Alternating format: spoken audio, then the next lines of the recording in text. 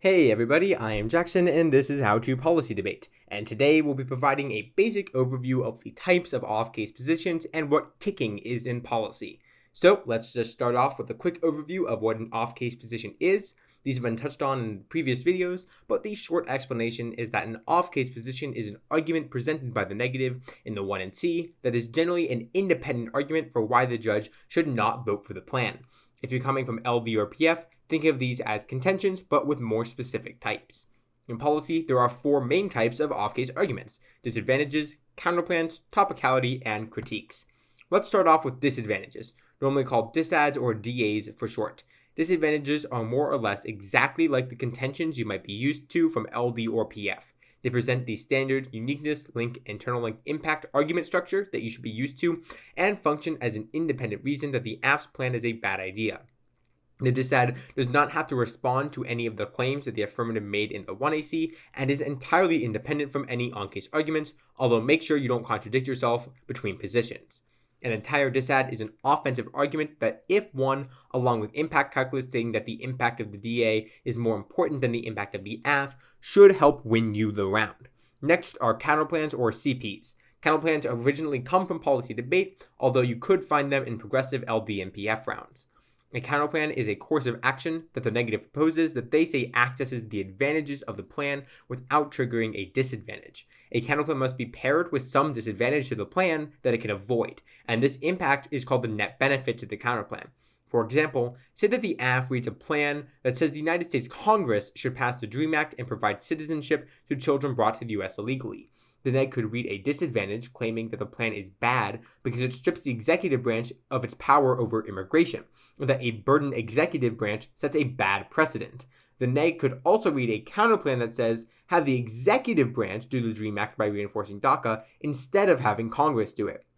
Because the counterplan changes the actor of the plan, the neg can claim that this alternative course of action achieves the advantages of the plan but avoids the executive power disad. By showing the judge that the benefits of the plan can be achieved in such a way that a disad is not triggered, the negative shows that the plan is a bad idea.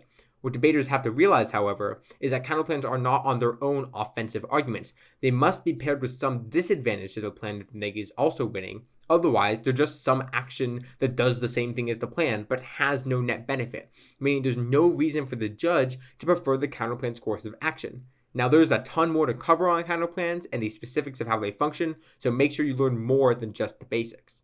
The next type of off-case argument is topicality, or T. Topicality is an argument unique to policy debate because in policy, teams defend a plan and not the entire resolution.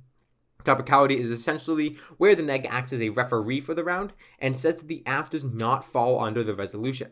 Let's say that on the immigration topic, instead of reading an AF like the DREAM Act AF mentioned earlier, the AF team proposed that the United States provide universal health care. They might have very good advantages for why universal health care is a good idea, but it isn't under the topic of immigration, or topical. So the neg reads topicality as an argument to the judge that the AF broke the rules of the debate and made it very hard to be neg, which is unfair.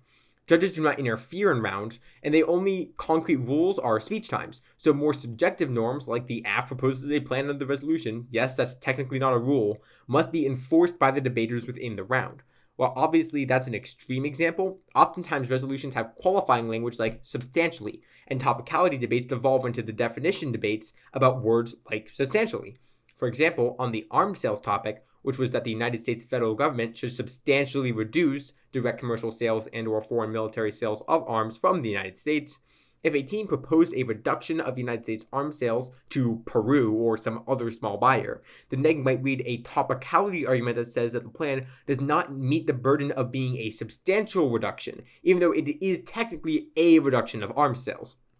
Topicality is a vital part of policy debate because it allows teams to check each other and enforce rules and norms within the debate community and stops teams from running abusive, non-topical arguments.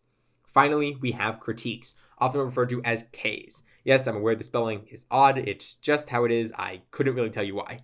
A critique is an argument that argues against the inherent assumptions that the affirmative has made, or the way in which they have presented their arguments. Oftentimes, critiques are not impact scenarios about the effects of the plan, but arguments that indict the ideology, methodology, ontology, epistemology, or pedagogy of the AF's arguments. If you do not know what all those words mean, a general rule is that a case argues that a plan helps reinforce some bad structure, or that the way the aft debaters themselves presented the plan reinforces the bad structure. I think that examples are the best way to learn about case here, so let's take a look at one of the most common and simple critiques in policy debate, the capitalism critique, or CAP-K for short. Say, for example, that the app team reads an advantage that says the plan is good because it boosts the economy. The CAP-K doesn't disagree with any of the links in the affirmative link chain, but instead argues that by reinforcing systems of global capitalism, the plan helps reinforce an oppressive system, and that fighting capitalism should be the judge's priority in the debate. The critique focuses on indicting the affirmative's inherent assumption that growing the economy is good. Or take, for example, a critique about racism. Say that the plan gives the state more power. A critique might argue that the state is an inherently racist institution, and that because the AF engages with the state in some way, they should be rejected. Here, the critique is indicting the affirmative's assumption that the state is good and should be used. Critiques will include what's called a framework, which provides an alternative model for how the debate should be evaluated. Normally, the judge votes based off the desirability of the plan. However, a case framework might instead argue that the judge should vote for the team that best combats racism or capitalism or some other issue, because those issues are a priori, or in other words, they should come before everything else in the debate. Like with every other off-case position here, there is a staggering amount of depth to cover with case. I don't even understand it all. And this is just meant to be a quick overview of what they are and how they function. Now that we have a general understanding of each type of off-case position, let's talk about what we can do with them as the negative. In the speeches and speaking positions video, I talked a lot about how the negative should collapse their arguments as the debate progresses. Let's say the neg reads 2 disads, a counterplan, T, and a K in the 1 and C.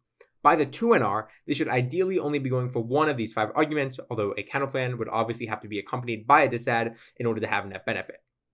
The way the negative gets rid of off-case positions is by a process called kicking. Kicking serves to let the negative focus on fewer arguments and go more in-depth as the debate progresses. The AF will almost never bring back kicked arguments, because if they're kicked correctly, it's almost always in the AF's best interest to focus on fewer arguments in the debate. The general way for the neg to kick an argument is to answer the offense on that argument and then concede some defense.